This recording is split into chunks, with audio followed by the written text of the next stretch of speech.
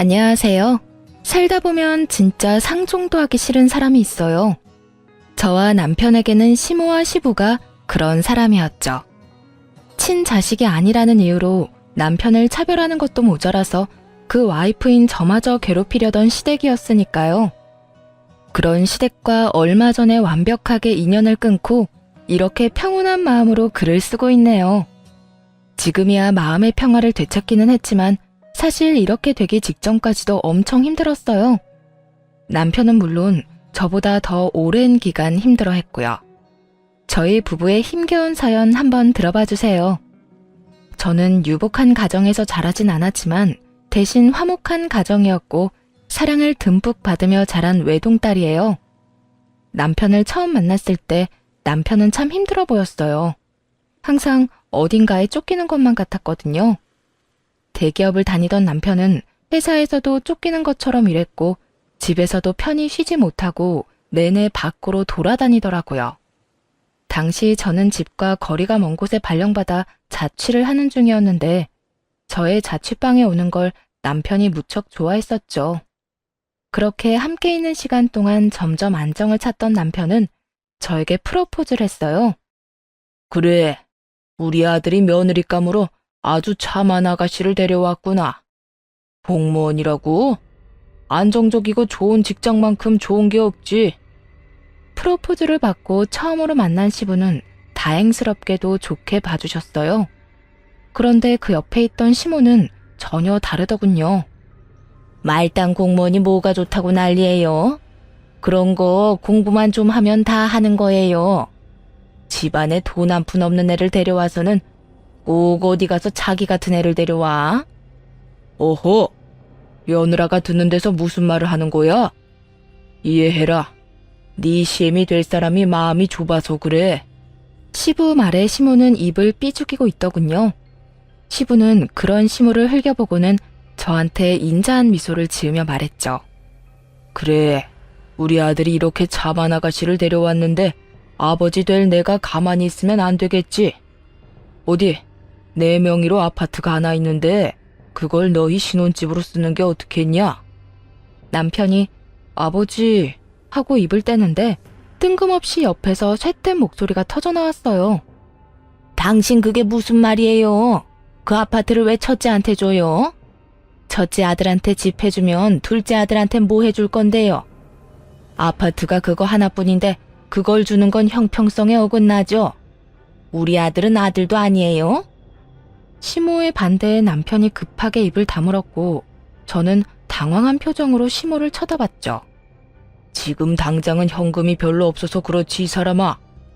그래도 아들 장가 가는데 집 한 채는 해줘야 할 거 아니야. 아들이 둘인데 왜 그 생각을 못하는 거냐고요. 우리가 재혼했다고 설마 아들들 차별하는 거예요? 아니, 누가 차별을 했다고 그래? 내가 당신 아들 사업자금 필요하다고 할 때 안 된다고 한 적 있어? 그놈이 다 말아먹어도 돈 빌려줬잖아. 어쨌든 난 반대예요. 우리 아들도 결혼 정년기예요.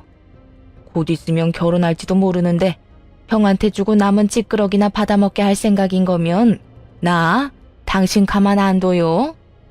시모는 단단히 화가 난 모양이었어요. 그걸 보는 시부가 답답하단 표정으로 시모를 쳐다봤지만 딱히 뭐라고 화내진 않더군요. 난감한 표정으로 남편과 저를 쳐다볼 뿐이었죠. 남편은 이 상황이 익숙한 건지 시부에게 그러더군요. 아버지, 저희는 집 안 해주셔도 돼요. 그냥 저희 알아서 할게요. 들었죠? 애가 한두 살 먹은 애도 아닌데 어련히 자기가 알아서 하겠죠. 대기업 다니면서 그 정도 돈도 안 모아놨겠냐고요. 그래도 아들이 결혼하는데 아버지가 돼서 어떻게 아무것도 안 해줄 수가 있겠어. 그러면 일단 내 수중에 꺼낼 수 있는 돈은 1억 정도 있으니까 그걸 보태주마. 그래도 괜찮겠어? 아버지. 아버지 편한 대로 하세요. 전 괜찮아요. 남편은 뭐라도 상관없다는 표정이었어요. 그렇게 저희는 결혼할 때 1억을 지원받아 집을 해결하기로 했어요. 다행이라면 저와 남편이 돈을 좀 모아놔서 대출을 많이 받지 않아도 집을 마련할 수 있었다는 점이었죠. 이 상황을 옆에서 지켜보며 남편이 왜 그렇게 집안에서 겉돌았는지 눈치를 어느 정도 챘어요. 남편만이 그 집에서 겉돌고 있더라고요. 어느 누구도 남편에게 친애의 정을 보이는 사람이 없었어요. 시모 눈치나 보는 시부, 둘째 아들만 감싸고 도는 시모, 형에게 과도한 열등감을 품고 있는 시동생까지. 정말 이 집에서 정을 못 붙일 수밖에 없었구나 하는 생각이 들었죠. 그래서 이 사람에게 최대한 마음의 안식처가 되어줘야겠다고 생각하게 되었기도 했고요. 그런데 결혼을 하고 나서는 남편을 향했던 시모의 가시가 저한테 향하는 걸 느꼈어요. 처음에는 기분 탓인가 싶었는데 그게 아니더라고요. 명확하게 저를 노리고 있었죠. 너희 시아버지가 너한테 오냐오냐 한다고 기고만장하지 말아라. 그거 다 겉으로 보여주기 식이야. 공무원 며느리가 밥 먹여줘? 그저 허영허식이 아주 쩔어서는. 시모의 말 때문에 시부가 저를 그리 좋아하지 않나 생각하기도 했는데 그렇지는 않더라고요. 시부는 진짜 진심으로 며느리인 저를 좋아해 주셨어요. 이유는 아들만 둘인 집에 들어온 첫 번째 며느리였기 때문이었죠. 게다가 시부가 좋아하는 직종을 가졌으니 더했고요. 시부는 저를 볼 때마다 불러서 용돈도 주시고 맛있는 거 먹으라며 따로 한우도 챙겨주고 하셨어요. 그런데 그걸 옆에서 보는 시모는 정말로 눈에 쌍심지를 켜고 그걸 막으려고 하더군요. 제 눈에 시모는 시부의 사랑을 빼앗겨서 초조해하는 어린애처럼 보였어요. 시부가 제게 잘해줄 때마다 시모는 저를 더 괴롭혔거든요. 시부가 없는 자리에서는 이미 했던 설거지 트집 잡아 한 번 더 시키거나 복장이나 머리를 지적하기도 했고 말이에요. 뭐 그런 사소한 것들은 참아줄 수 있었어요. 하지만 정작 참을 수 없는 부분은 따로 있었죠. 명절 때 일이었는데 시댁에서 명절을 지내고 친정으로 가기 위해 일어난 참이었어요. 몸이 좋지 않아 누워있던 시부는 멀리 나가지 않는다며 밖에 준비해둔 선물 잘 들고 가라고 하시더군요.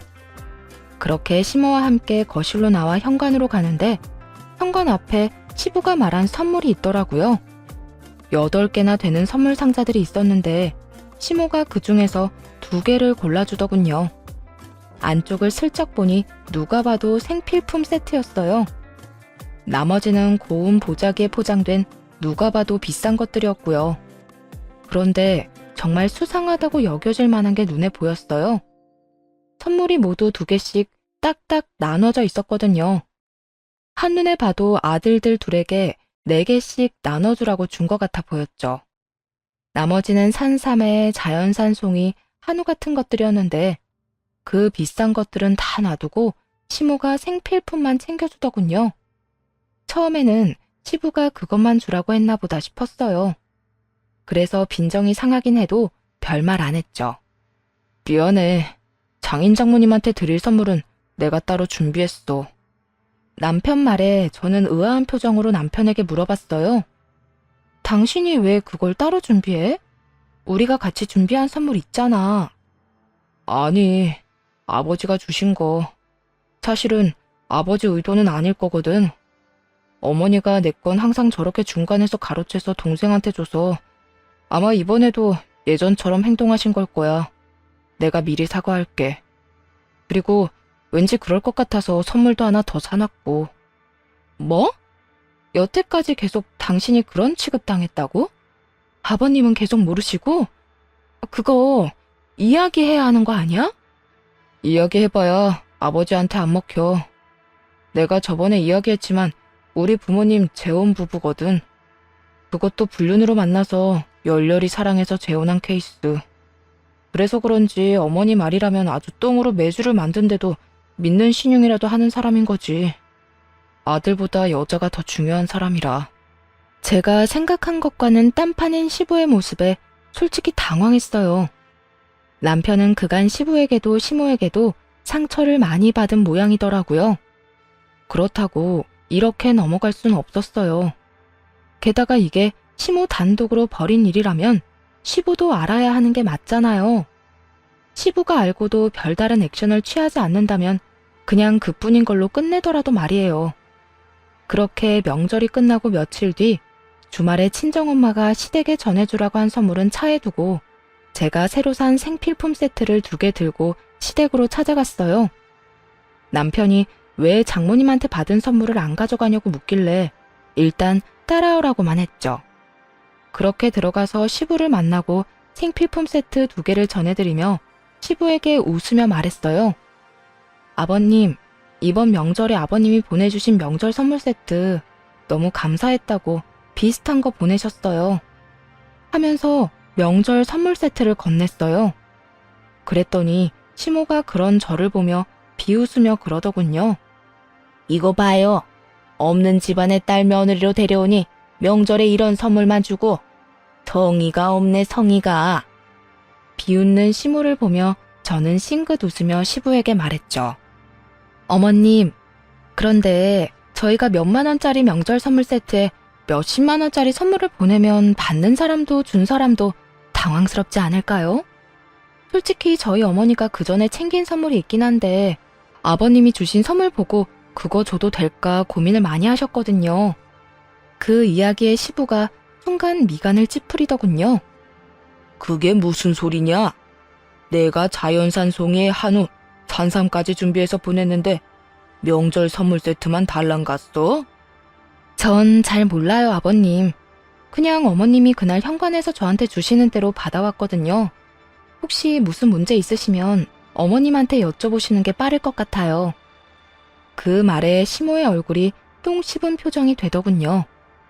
이런 식으로 반격할 거라고는 상상도 못한 얼굴이었죠. 당신, 이게 무슨 소리야? 내가 사돈댁 드리라고 준비한 선물은 다 어쨌어? 선물요? 난 분명히 줬는데 너희가 못 받은 거 아니니? 전 받은 적 없고 남편도 받은 적 없대요. 그런데 이상하네요. 남편도 명절에는 이렇게 명절 선물 세트만 계속 받았다고 해서 이번에도 그런 거라 생각했거든요. 첫 번째 타격에 이은 2번째 타격을 맞은 시모가 동공지진을 일으키며 저를 쳐다보더군요. 뭐? 당신 설마 이제껏 내 아들한테 줄 선물까지 안 줬던 거야? 이 사람이 그거 다 어쨌어? 어? 여보, 그러니까 어디 손댈 게 없어서 사돈댁 가는 선물에 손을 대? 내가 당신 돈 쓰는 거 뭐라고 한 적이 있어? 집에서 놀고 먹으며 돈 쓴다고 뭐라 한 적이 있냐고?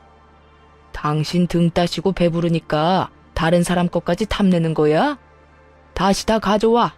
그거 어디다 갖다 줬어? 그때 시모에게 전화가 왔어요. 참 절묘한 타이밍이었죠. 게다가 시모의 아들인 둘째 아들이었죠. 시모는 살았다는 표정을 지으며 전화를 받았어요. 바보같이 그것도 스피커폰으로 말이죠. 아들, 엄마야. 무슨 일로 전화했어? 좋은 소식을 들고 전화한 거라고 생각한 모양인데 그 뒤에 들려온 시동생의 말에 거기 있던 사람 모두 얼어붙었어요. 엄마, 이번에 엄마가 준 산삼이랑 자연산 송이 더 없어? 그거 되파니까 돈 엄청 되던데? 2세트씩 4개 다 팔아서 용돈 많이 벌었거든. 더 있으면 좀 갖다 줘. 그 말에 시부 얼굴이 완전 시뻘겋게 터질 것처럼 변하더군요. 피가 머리로 몰렸는지 완전 화가 잔뜩 나 보였어요. 시모는 그 이야기 듣자마자 전화기를 뚝 끊어버렸어요. 그러고는 시부 눈치를 봤죠. 여보, 그게... 당신 진짜 이렇게 막 나갈 거야? 아무리 당신 자식 아니라도 그렇지.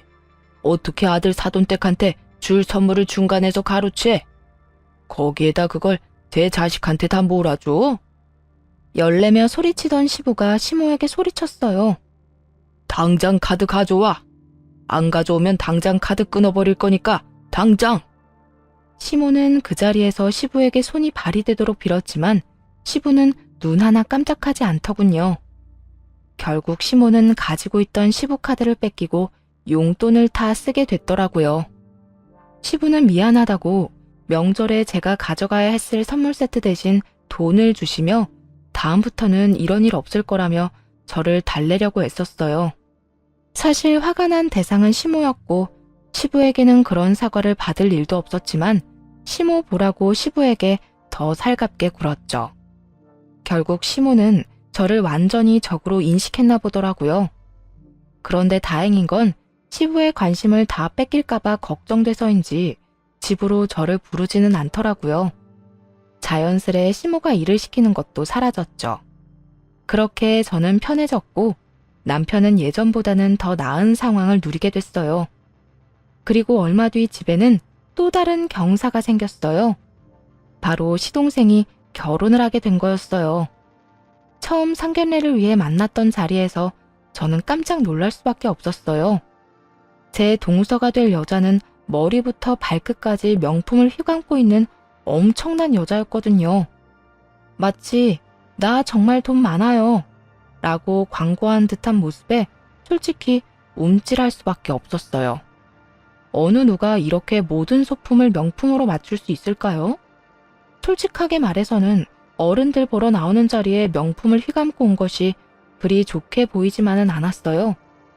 제가 보수적인 것도 있지만 보통 결혼이라는 것이 상대방과 맞춰서 해야 하는데 시댁이 그 정도로 부자는 아니었거든요.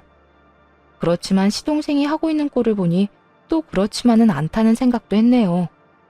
시동생도 똑같이 명품으로 휘감고 있었거든요. 명품 좋아하는 사람들끼리 만났으니 잘됐다 싶기도 했죠. 그런데 시모는 둘째 며느리 될 여자를 보더니 너무너무 좋았는지 입이 귀에 걸리셨더라고요. 둘째 며느리가 돈 많다고 우리 집도 기죽으면 안 된다며 둘째 결혼 때 힘 좀 쓰라고 아주 옆에서 난리였죠. 그렇게 시동생 결혼식은 무척 빨리 진행됐어요. 상견례를 하고 거의 3개월 안에 모든 일이 이루어졌죠. 혼전 임신도 아닌데 이렇게 빨리 결혼한 것도 의아했어요. 그리고 결혼식 날 저와 남편은 정말 충격적인 이야기를 듣게 됐어요. 야, 쟤 정말 시집 잘 갔더라. 시댁에서 5억짜리 집 해준다고 했지? 들었어. 시댁이 잘 산다던데.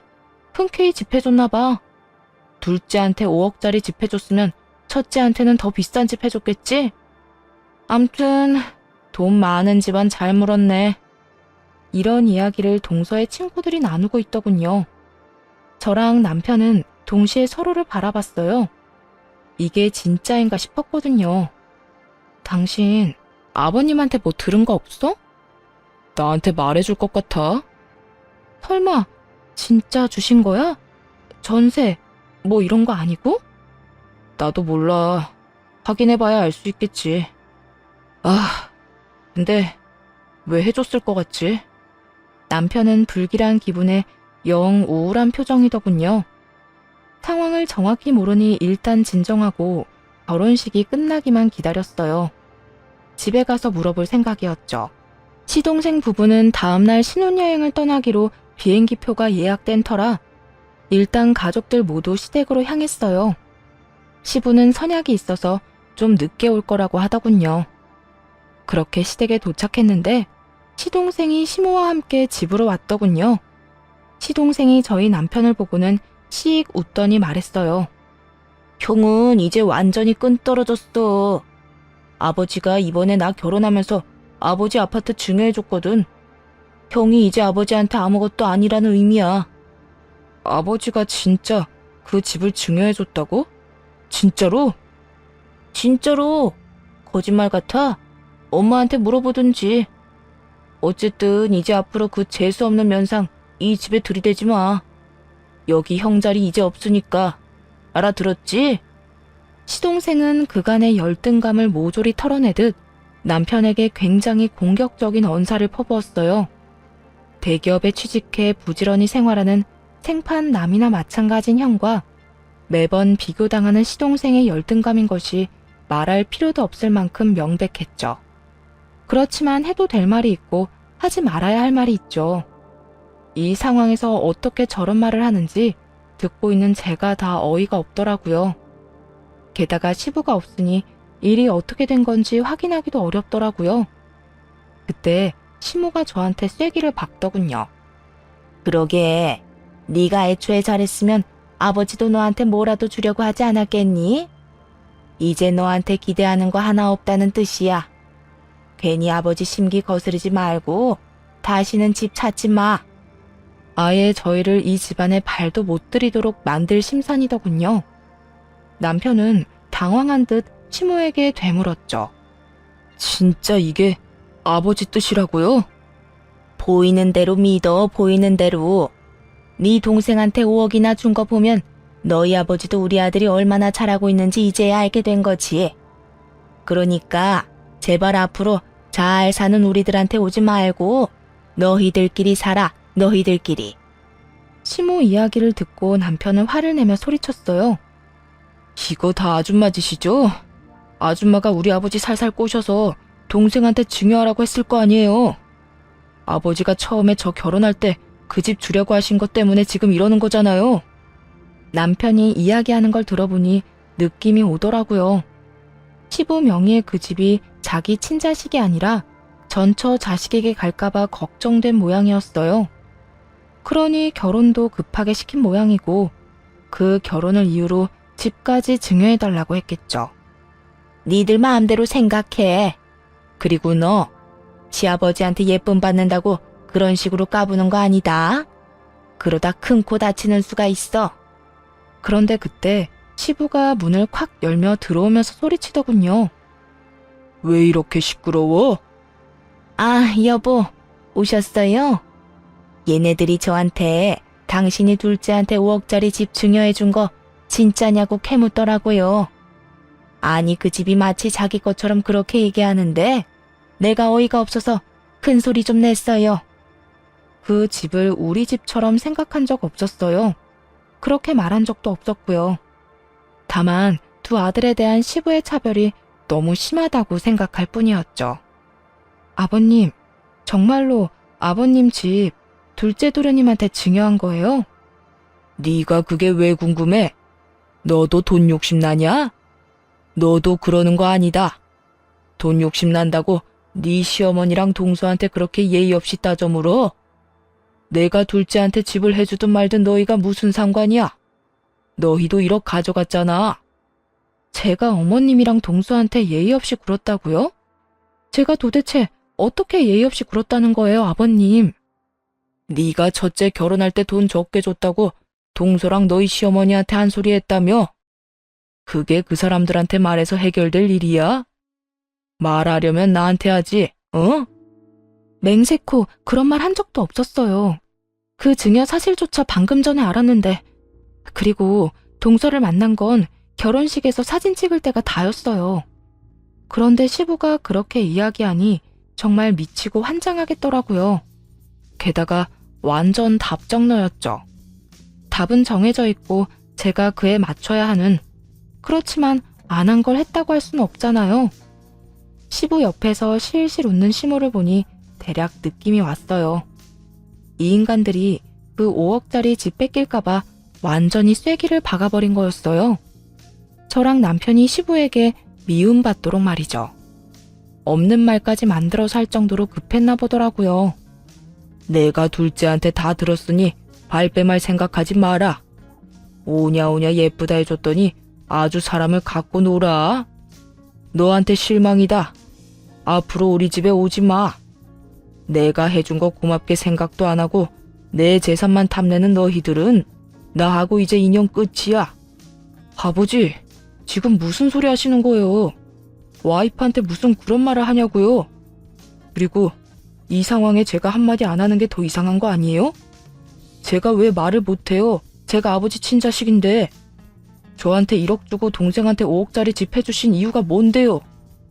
넌 동생한테 그 정도도 양보 못 해줘? 사내 새끼가 돼서 가족들 거 탐내고, 어? 1억 받아간 것도 다행으로 알아. 여기서 더 열받게 하면 그 1억도 다시 돌려받을 테니까. 가족요? 저 인간들 평생 제 가족인 적 없었어요.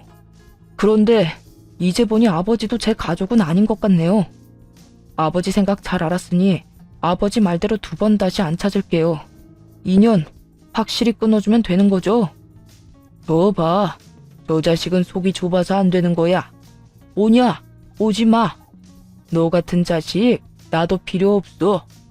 어디서 아버지한테 바락바락 대들고 난리야? 당장 꺼져. 나가라고! 시부가 윽박지르자 옆에서 시모와 시동생은 아주 좋아서 웃고 있더군요.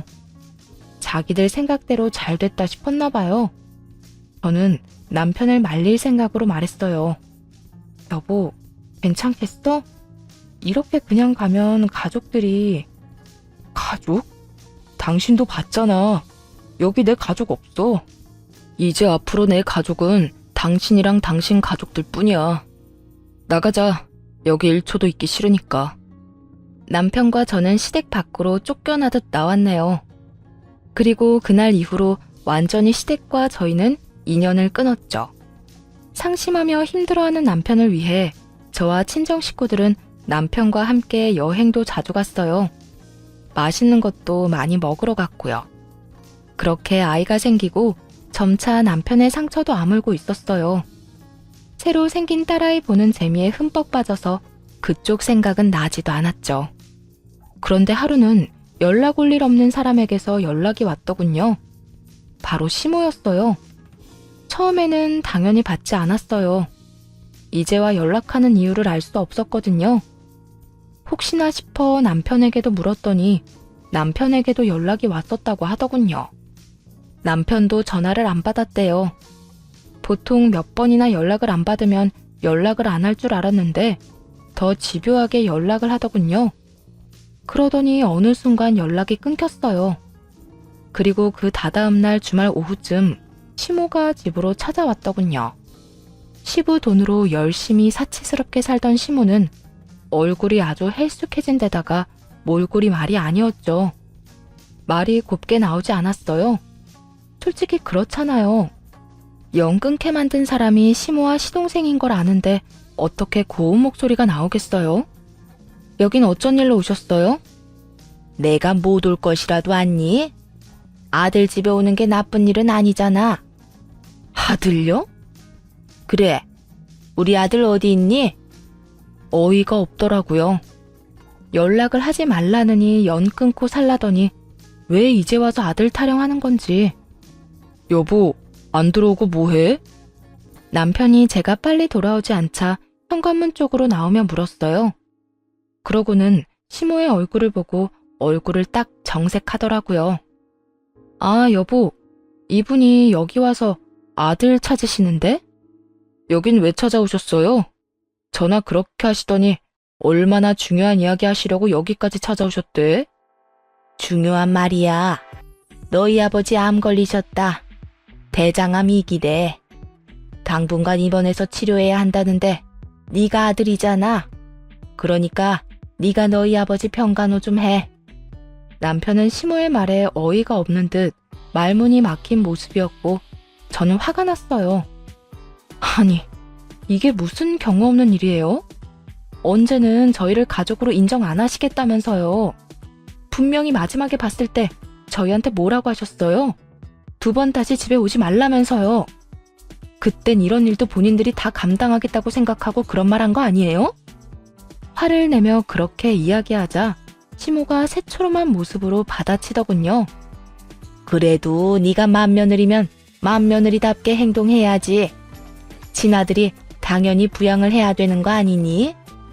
이번엔 제가 어이가 없어서 말문이 막히더군요. 그러자 남편이 시모에게 소리쳤어요. 의붓자식보다 못한 친아들 어디에다 쓰게요? 분명히 필요 없다고 말씀하셨고 저도 동의했어요. 저희 사이 인연 끊는 걸로. 그러니까 여기서 이렇게 귀찮게 굴지 마시고 본인들이 알아서 하세요. 본인들 가족끼리. 강경한 남편의 모습에 시모가 깜짝 놀라더군요. 현관문을 닫으려는 남편을 억지로 말리며 시모가 다급하게 말했어요. 그러면 한 번만 집에 가서 너희 아버지 얼굴 보고 가. 그래도 아버지 아프다는데 얼굴은 한번 봐야 되는 거 아니니? 너 이만큼 키워주신 분이야. 그것까지 없던 일이 되는 건 아니잖니?